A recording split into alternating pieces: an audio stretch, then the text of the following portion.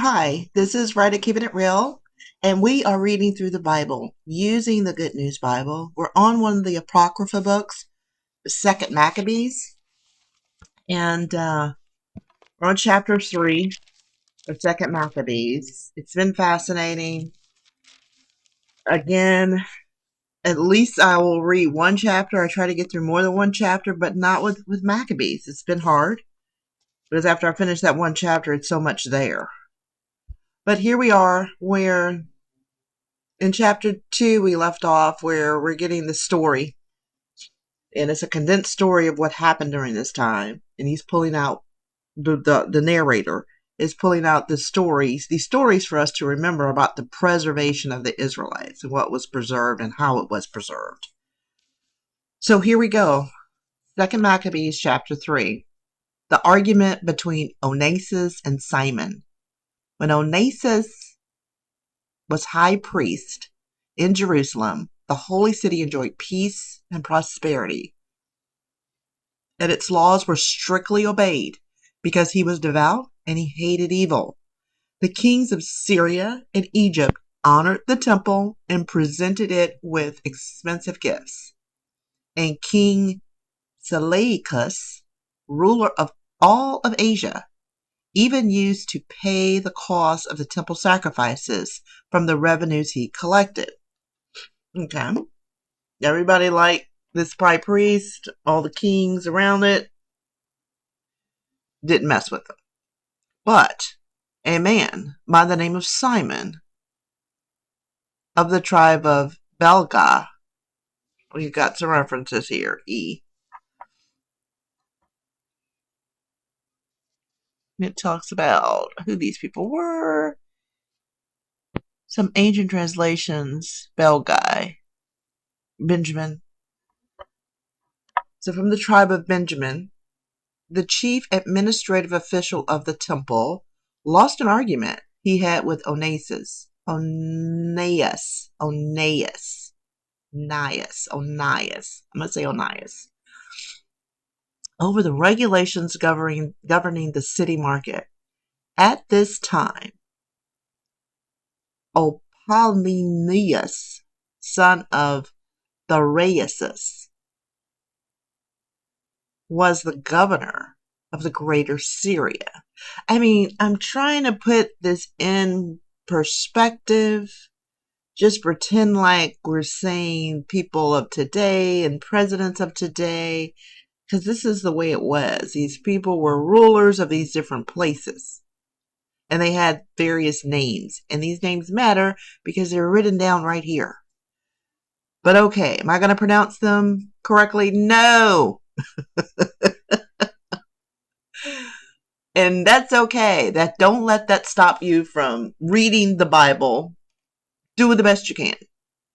All right. Simon went to him and said that there was so much money in the temple treasury that it could not be counted. And since the money was not needed for sacrifices, it might as well be placed under the king's control. Okay, so they're going to steal the money from the temple. Here we go.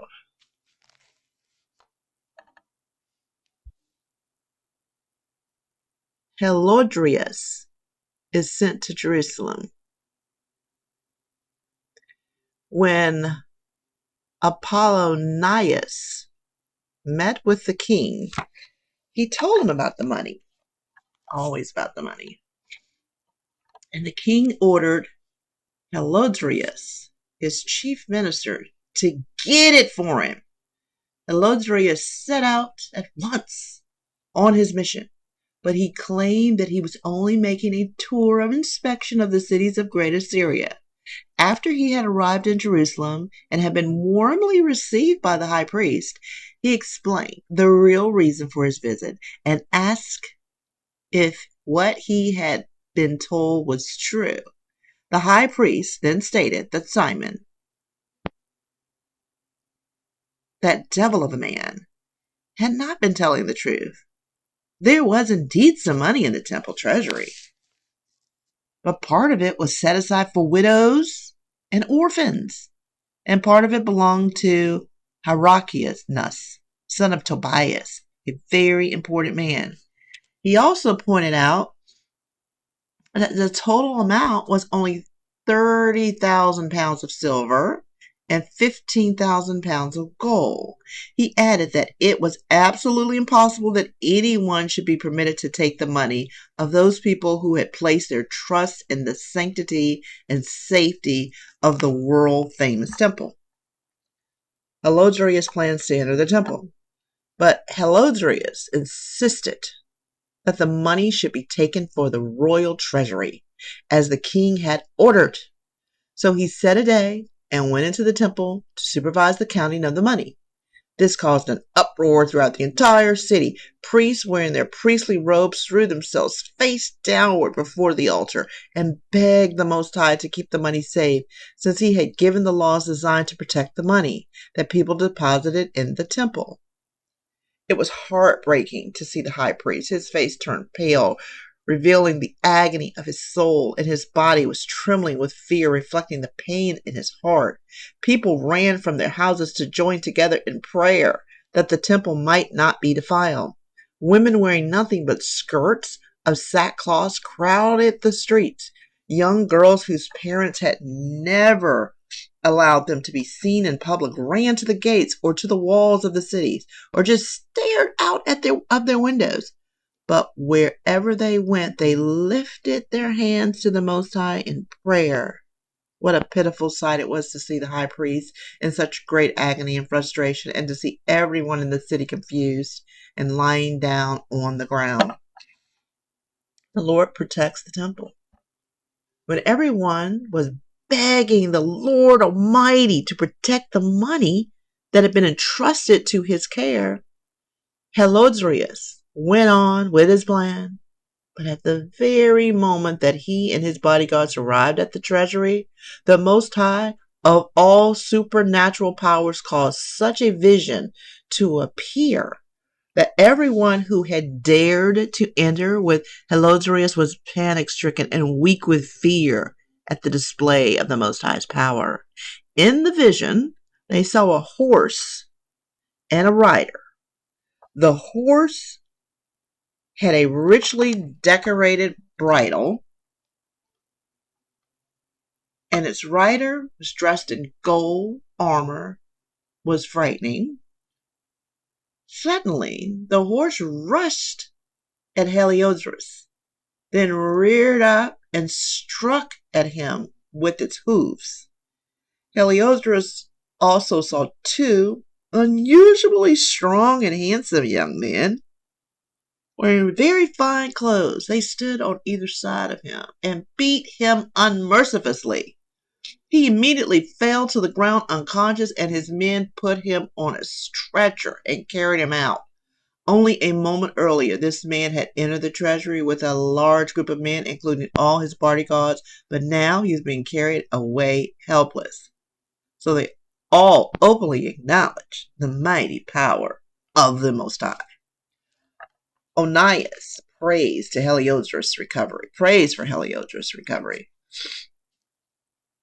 Heliodorus lay there unable to speak and without hope of recovery from this demonstration of the Most High's power.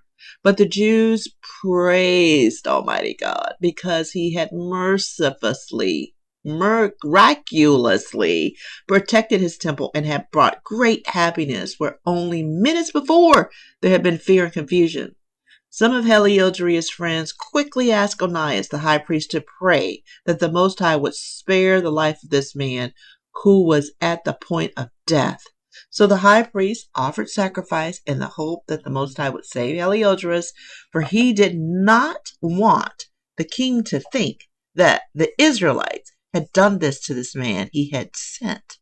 While Onias was offering the sacrifice, the two young men, wearing the same clothes as before, again appeared to Heliodorus and said, "Be grateful to the high priest. The Most High has spared your life because of him. Remember that it was the Most High of heaven who punished you. Now go and tell everyone of his great power." When they had said this, they disappeared. Heliodorus praises God. So Heliodorus offered his sacrifice to the Most High and made many promises because the Most High had spared his life. Then he said goodbye to Onias and returned with his army to the king. There he told everyone what the Most High, the most powerful of all gods, had done. When the king asked Heliodorus who would be the best man to send on the next mission to Jerusalem, Heliodorus replied, if you have an enemy or know of someone plotting against your government, send him. He will come back badly beaten, if he comes back at all. For some strange power from God is at work there. The God of heaven watches over the temple. He strikes down and destroys anyone who comes to harm it. That is the story of how the temple treasury was protected from Heliodorus. I'm going to stop there. Oh, I keep wanting to read on, but it's so much. It's wow. So much, so much. And when I read that, all I thought about was, how they're putting this money in the temple for who? Orphans and widows. Not for who? Not for the priests to spend it on themselves. What does that tell us? We have veered away from that with the quote unquote church. You can see many things where people are they're suffering right now. They're trying to get money from the churches. Like the lady was trying to get the money for baby formula. They're like, hey, we can't help you. You ain't a part of our church? We definitely can't help you. What are you talking about? You crazy? You taking our money? We need our money for our lights and the preacher's house and this, that. What? I don't know. I thought about that. And then the overwhelming story here is that there is a God. There is a God who has a certain group of people that he has claimed as his people. And when those people obey their God is so powerful, will protect them, will fight for them. You can have kings to come with their strong men. It won't matter. So that's kind of where we are,